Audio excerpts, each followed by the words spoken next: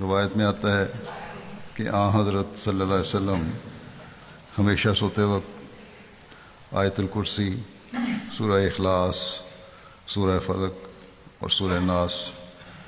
یعنی قرآن کریم کی یہ جو آخری 3 صورتیں ہیں اور آیت الکرسی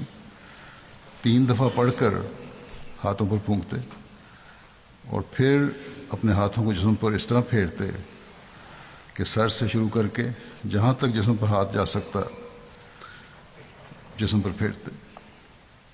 بس جس کام کو آپ نے باقاعدہ جاری رکھا یا باقاعدگی سے کیا، یہ آپ کی سنت بنی اور